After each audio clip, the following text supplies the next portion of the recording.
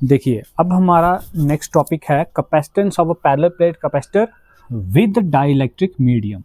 अब हम क्या करेंगे, कैपेसिटर की जो प्लेट्स हैं उनके बीच में हम डाइइलेक्ट्रिक मीडियम को प्लेस करेंगे और अब देखेंगे कि जो कैपेसिटर का कैपेसिटेंस है वो बढ़ता है या कम होता है। ठीक है तो अब क्या देखो, मैंने ये ले ली दो पैरेलल प्लेट्स कैपेसिटर की। ठीक है, एक पे पॉजिटिव चार्ज एक पे नेगेटिव चार्ज। मैंने कैपेसिटर्स को चार्ज कर लिया, इसके बीच में मैंने रख दिया एक डाइइलेक्ट्रिक मीडियम।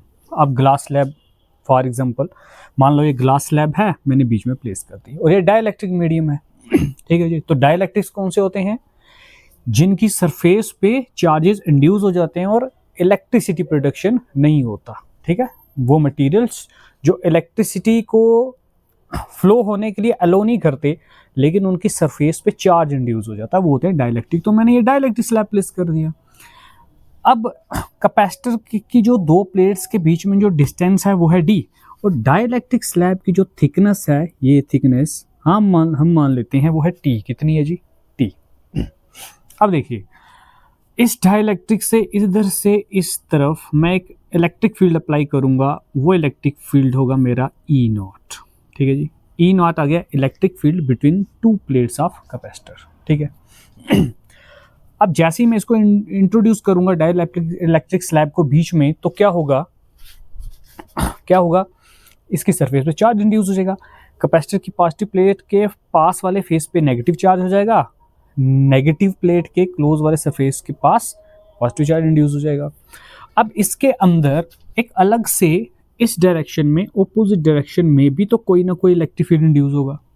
अब वो जो इलेक्ट्रिक फील्ड हम ई मान के चलते हैं, ई एक होगा electric field due to polarization बोलेंगे इसको। ठीक है, उसका डायरेक्शन इस तरफ हो जाएगा। ठीक है जी, तो देखिए ये हमारा आ गया कंस्ट्रक्शन में वर्क। अब देखिए जो यहाँ लिखा है कि जो कैपेसिटेंस होता है पैरेलल प्लेट कैपेसिटर का विदाउट डाइइलेक्ट्रिक स्लैब, जो अभी हमने इससे पहले टॉपिक किया, तो वो कितना था? C naught is equal to E naught A upon D. वहाँ मैंने नॉट नहीं लगाया था, तो यहाँ नॉट लगा रहे हैं क्योंकि नोटेशन हमें चेंज करनी पड़ेगी थोड़ी।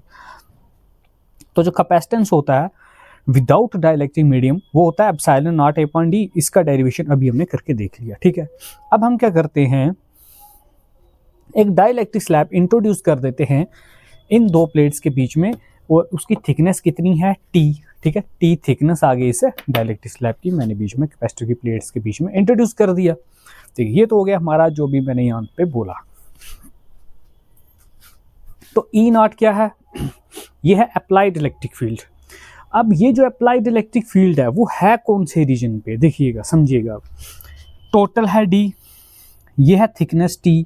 तो ये जो कॉर्नर, ये जो जगह बच गई इधर और इधर, ये वाली जो स्पेस बच गई, ये वाली और ये वाली, यहाँ पे इस वाली जगह वो कितनी होगी? डी में से टी माइनस करो तो यही वाली स्पेस बचती है। डी माइनस टी रीजन के अंदर होगा हमारा ई नॉट इलेक्ट्रिक फील्ड। ठीक है जी, डी माइनस टी जो रीजन हमारे पास बचा दो प्लेट्स के बीच में, वहां पे अप्लाइड इलेक्ट्रिक फील्ड का इफेक्ट होगा। ईपी आ गया electric field with in slab.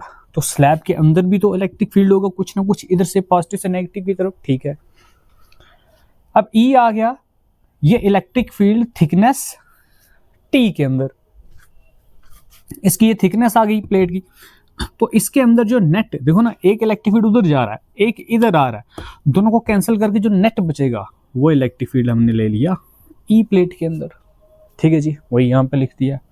अब देखो, अब इन दो प्लेट्स के बीच में पोटेंशियल कितना बनेगा। अभी इससे पहले मैंने आपको बोला जो ई होता है वो होता है वी अपॉन डी के इक्वल। ठीक है, तो यहाँ से वी का वैल्यू कितना आएगा? E D. ठीक है जी, थिकनेस डी आ गया, डिस्टेंस ई आ गया, इलेक्ट्रिक फील्ड। अब यहाँ पे दो डिस्टेंसेस क्रिएट हो रहे हैं, एक तो इसके अंदर, एक ये वाला जो गैप है। ठीक है, अब दोनों के बीच का जो पोटेंशियल होगा मुझे ऐड करना पड़ेगा। ठीक है, एक पोटेंशियल आएगा इस वाले रीजन में, एक पोटेंशियल आएगा इस स्लैब के अंदर। अब वो पोटेंशियल कितना होगा टोटल, उसको मैं वी से लिखता हूँ। वी होता है ई डी। तो एक आ गया applied electric field E not. E not किस रीजन के अंदर है? D minus T. E not किस रीजन के अंदर है? डी माइनस टी के साथ। तो ई नॉट को डी माइनस टी से मल्टीप्लाई कर दो, प्लस इस प्लेट की थिकनेस के अंदर कौन सा इलेक्ट्रिक फील्ड है? ई। तो थिकनेस कितनी है T, तो इसका पोटेंशियल बनेगा इंटू टी, ठीक है, ये आ गया टोटल पोटेंशियल। अब ये जो E होता है ये बराबर, ये देखो ये किसके इक्वल, इसका और इस अप्लाइड इलेक्ट्रिक फील्ड का जो रेशियो होता है वो कहलाता है डाइलेक्ट्रिक कांस्टेंट। तो डाइलेक्ट्रिक कांस्टेंट क्या होता है, applied electric field divided by electric field with in thickness T। Hello, दोनों का रेशियो हो गया हमारे पास K। तो मैं यहाँ से अगर E का वैल्यू निकालूं यहाँ से, तो मेरे पास E का वैल्यू कितना आएगा, यहाँ से K को इधर भेजेंगे, E को उधर भेजेंगे, ये आएगा epsilon E naught upon K equal to E। तो ये मेरे पास E का वैल्यू होगा। अब वो E का जो वैल्यू है वो मैंने यहाँ सब्स्टिट्यूट कर दिया, ठीक है जी। अब दोनों में कॉमन क्या है, E नॉट मैंने बाहर ले लिया, D माइनस टी ब्रैकेट में अंदर बच गया, प्लस का प्लस, यहाँ पे T अपॉन K बच गया, ठीक है जी, यहाँ तक क्लियर। अब देखिए ना, अब E नॉट किसके इक्वल होता है, सिग्मा अपॉन एप्सिलॉन नॉट। इससे पहले भी क्वेश्चन में मैंने ये यूज़ किया है कि E बराबर होता है सिग्मा अपॉन एप्सिलॉन, वहाँ मैं E लिख रहा था, अब यहाँ E नॉट लिख रहा हूँ, क्योंकि यहाँ दो इलेक्ट्रिक फील्ड्स आ रहे हैं, एक स्लैब के अंदर, एक स्लैब दो पैरेलल प्लेट्स के कैपेसिटर के बीच में। तो E नॉट किसके इक्वल होगा, सिग्मा अपॉन एप्सिलॉन नॉट के, बाकी क्वांटिटी सारी सेम आ जाएगी। नेक्स्ट, सिग्मा क्या होता है, चार्ज पर यूनिट एरिया। तो ये आ गया हमारे पास सरफेस चार्ज डेंसिटी, मैंने लिख दिया Q अपन A, ये आ गया एप्सिलॉन नॉट, साथ में D माइनस टी और T अपन K, ये आ गया एज इट इज। ये मेरे पास पोटेंशियल निकल गया, लेकिन मुझे पोटेंशियल थोड़ा निकालना है, मुझे निकालना है हमारे पास ये वाला कैपेसिटेंस, ठीक है। तो अब इसका कैपेसिटेंस कितना आएगा, यहाँ देखते हैं। अब इसका जो कैपेसिटेंस आएगा उसको मैं कैसे लिख सकता हूँ, C, ये मैं C लिख रहा हूँ किसके लिए, capacitance between two plates with dielectric medium. तो कैपेसिटेंस का डेफिनेशन क्या है, Q अपॉन V, ठीक है। अब ये रहा Q अपॉन V का वैल्यू अभी कैलकुलेट किया, ये वैल्यू यहाँ सब्स्टिट्यूट कर दो, क्या आ जाएगा मेरे पास, Q upon A epsilon not into D minus T plus T upon K। Q and Q cancel out हो जाएगा, ये डिनोमिनेटर में A एप्सिलॉन नॉट न्यूमरेटर में चला जाएगा, यह आ जाएगा A epsilon not divided by D minus T plus T upon K।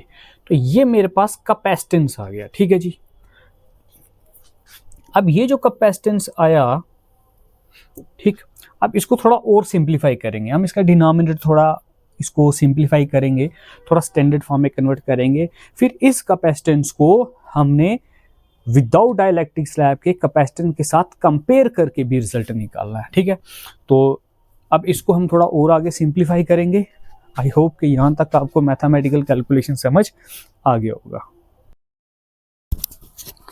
देखिए नेक्स्ट हम क्या करेंगे, इस इक्वेशन को थोड़ा और सिंप्लीफाई करेंगे। देखिए ये है, यहीं पे कर देता हूँ एक स्टेप। अब मैं यहाँ से सिंप्लीफाई क्यों कर रहा हूँ, उसकी वजह ये इक्वेशन फर्स्ट, मैं A epsilon not upon D को और यहाँ पे किसी तरीके से A epsilon not upon D लाऊंगा, उसको कैंसिल आउट कर दूंगा, इसका मुझे रेशियो निकालना। चलो फिलहाल अभी ये स्टेप समझो। देखो यहाँ से C का वैल्यू क्या आएगा, C is equal to A epsilon naught, A epsilon naught. यहाँ से D मैं कॉमन ले लेता हूँ, यहाँ से भी D को बाहर निकाल दो और इसमें से भी ले लो बाहर, मैंने D को लिखा बाहर, यहाँ था D आ गया बाहर, बच गया 1 माइनस T के साथ तो D था ही नहीं। जब कोई चीज़ कॉमन ना हो तो फिर उसको डिनोमिनेटर में लिखा जाता है, ठीक है। तो फिर मैं इसको क्या लिख सकता हूँ, T अपॉन D। अगर मैं इसको अंदर मल्टीप्लाई करूँ D कट जाएगा, ठीक है।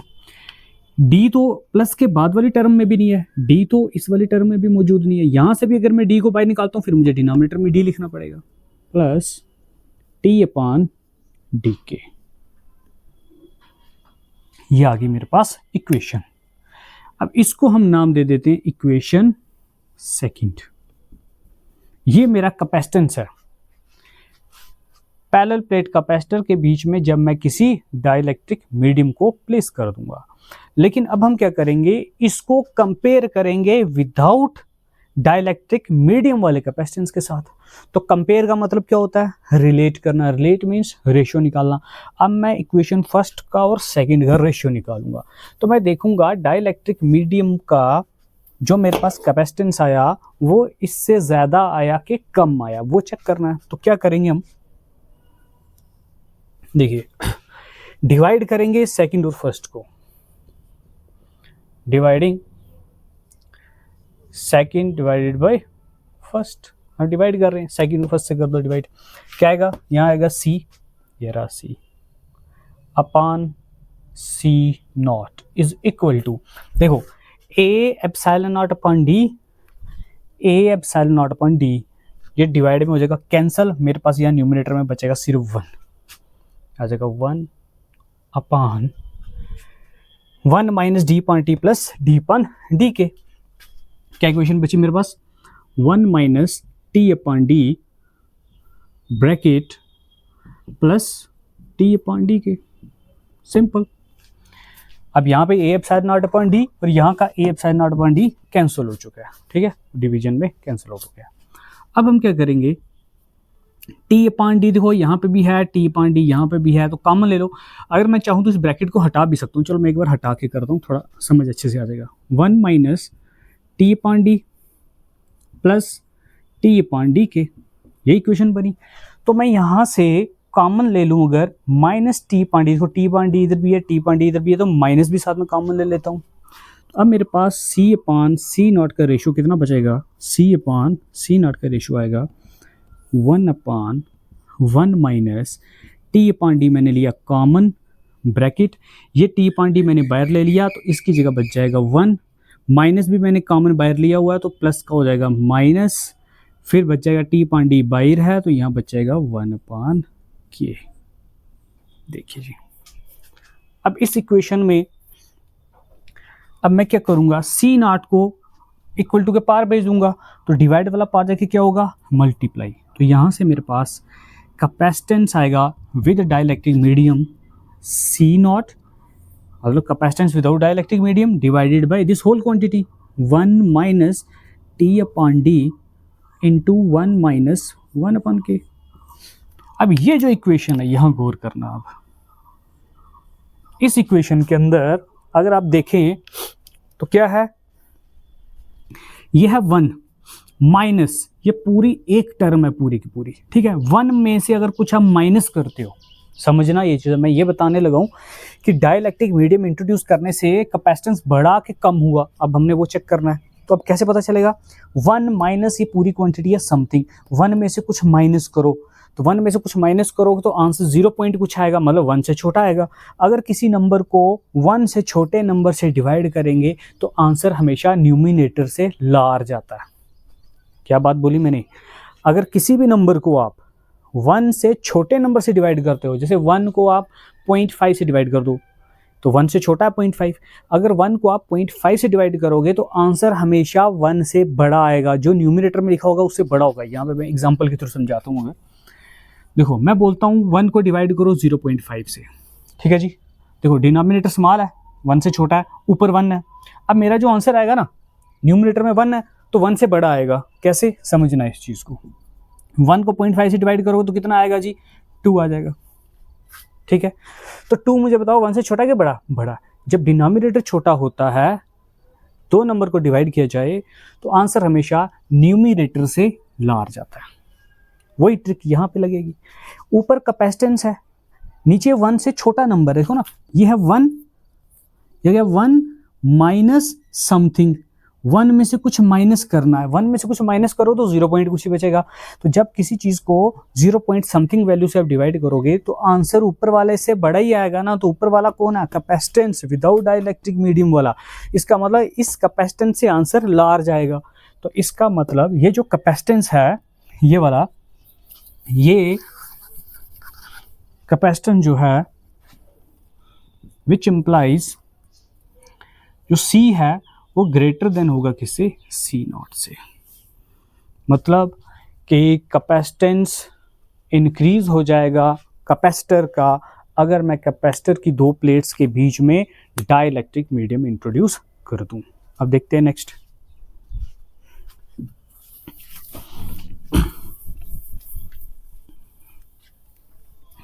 अब यहाँ पे एक केस देख लेते हैं, एक केस हम यहाँ बनाएंगे।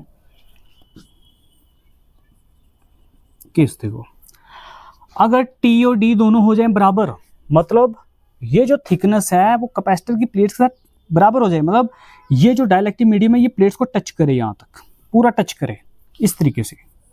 ये कैपेसिटर की प्लेट्स आ गई, तो इसी के बीच में मैंने डाइलेक्ट्रिक मीडियम भी प्लेस कर दिया, मतलब इसकी वॉल्स को अगर टच करे, अगर इस तरीके का मेरे पास कोई अरेंजमेंट बन जाता है, तो अब कैपेसिटेंस कितना होगा वो भी कैलकुलेट कर लेते हैं। देखो ये अगर डी अपान डी हो जाएगा 1, चलो सिंप्लीफाई करके बता देता हूँ, C naught upon 1 minus D upon D बराबर हो जाएगा, टी की जगह भी डी लिख दूंगा मैं, ठीक है, तो 1 अपान 1 हो जाएगा, ब्रैकेट में बचेगा 1 माइनस 1 अपान के, तो सिंप्लीफाई करके कितना आएगा, सी नॉट